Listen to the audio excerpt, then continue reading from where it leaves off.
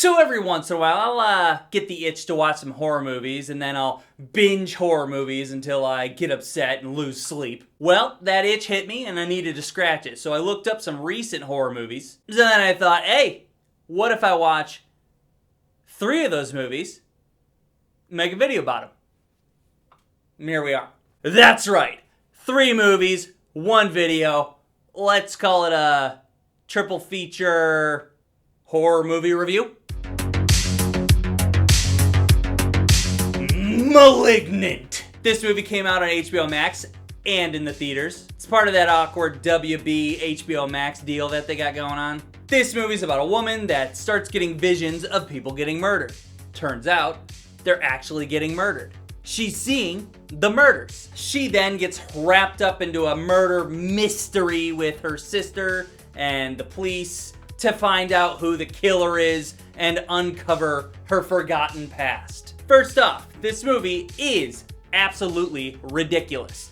And by the end, I kinda loved it. In case you didn't know, this is a James Wan movie. In case you didn't know, he made The Conjuring. He made Insidious. He made Saw. This is a good horror movie director that knows what he's doing. What I think he went for here was to capture the tone of a late 90s, early 2000s ridiculous slasher movie. And as far as that goes, he kind of pulled it off. When I say it's ridiculous, and when I compare it to a late 90s, early 2000s slasher movie, I'm talking about like Bride of Chucky, 13 Ghosts, Freddy versus Jason. Bride of Chucky is a good example because if you don't remember, the whole movie's bad acting. It's just kind of bad and silly.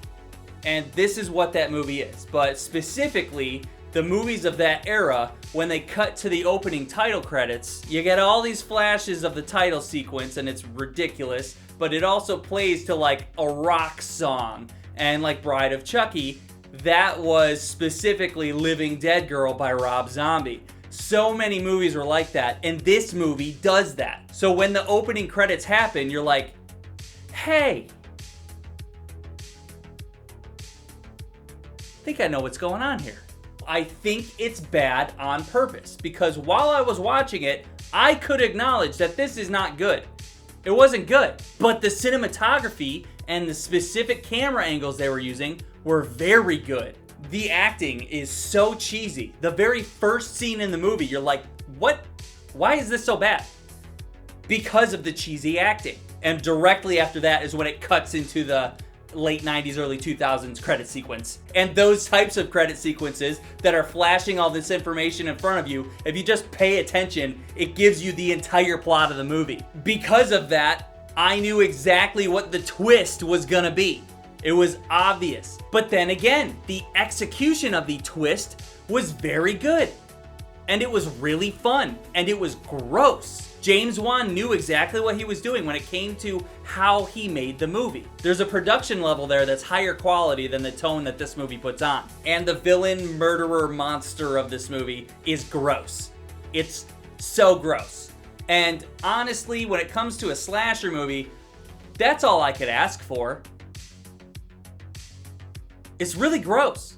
Toward the end of the movie, there's this random action scene that was done so well, I laughed my ass off because I couldn't believe what I was seeing. The movie's so ridiculous, and then when you find out what's going on, all of a sudden you're in this action scene and you're like, this is a really good action scene.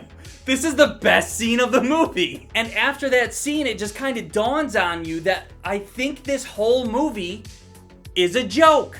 And if you think of this movie as a joke, it's pretty hilarious. And it's pretty awesome. I think that's what James Wan was going for.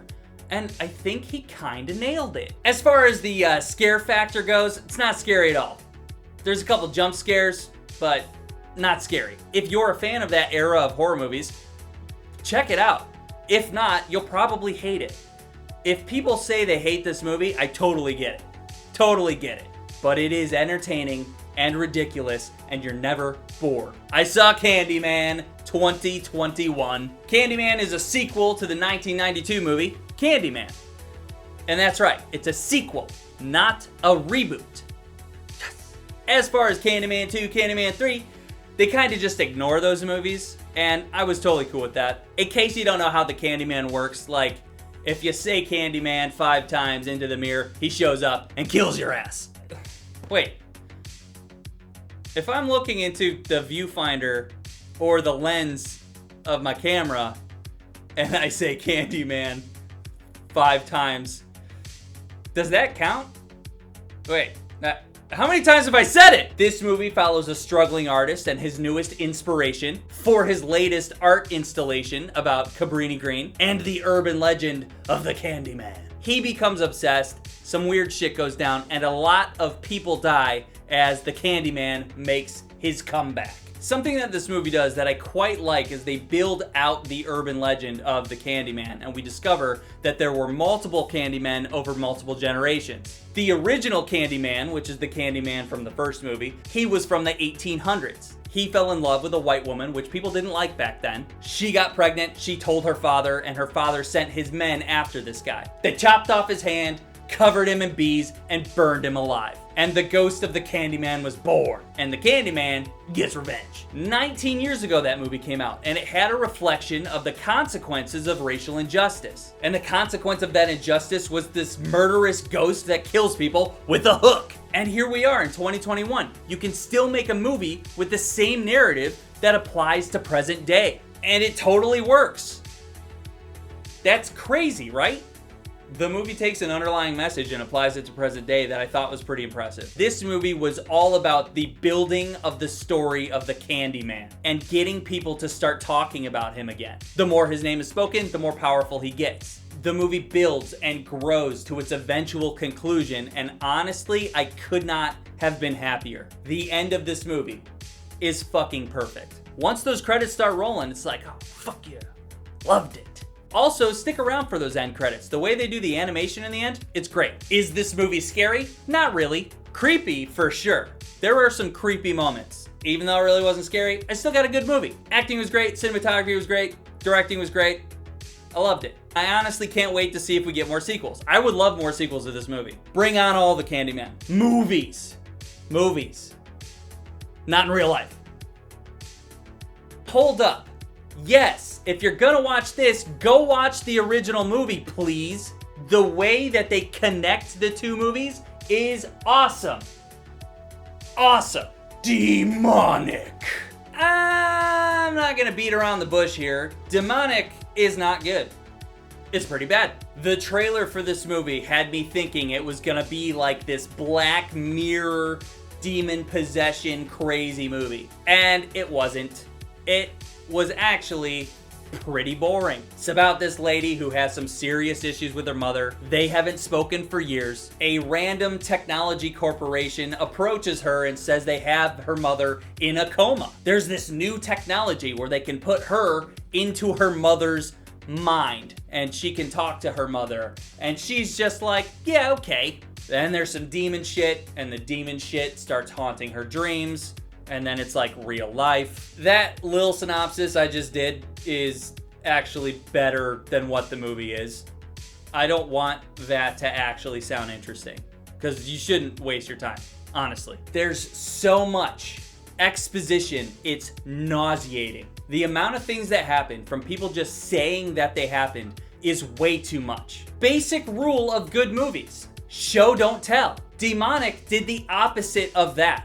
They told like everything. They showed us almost nothing. I liked the premise where she's like in her mother's mind and there's like a demon in there and shit. It almost reminded me of that early 2000s movie. I think it was from the year 2000. It's called The Cell. Jennifer Lopez has to go into a murderer's mind who's in a coma, and she has to figure out where this like girl is that's gonna die. If you want to watch this movie, just go watch The Cell instead. I'm sure The Cell is better than this movie, at least. It's been a minute since I've seen that movie, but I know it's better. There's way too many people that die off screen, and there's way too little that happens in front of your face. I'm not interested in just watching these characters that I don't give a shit about tell stories. The actual demon in this movie, it looked stupid.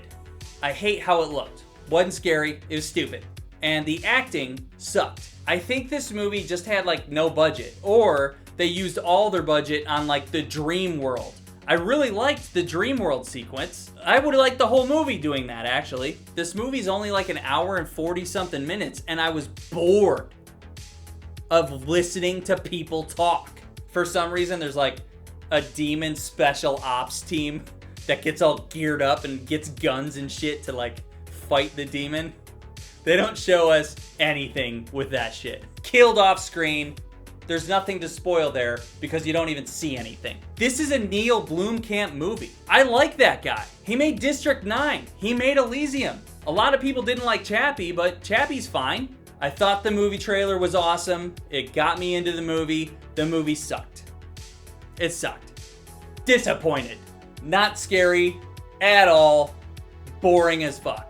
Alright, those are the 3 movies for the one video that I got for you. There are so many horror movies out there that I'd be down to do this again. If you guys want me to do more horror movie reviews like this, it's really easy for me to knock out horror movies because I like watching them. Would you like to see more of this? You can just tell me in the comments. If you have movies that you want to suggest to me, that you want to see me talk about, I'd be happy to do so. Let me know. Okay? See ya. Subscribe! Be my victim. Dude, nope, dude. I didn't summon you. I didn't summon you, okay? I didn't summon you. I was just talking about the movie. I was spreading the message like you wanted, okay? I didn't summon you. It was an accident, okay? It was an accident. Yeah.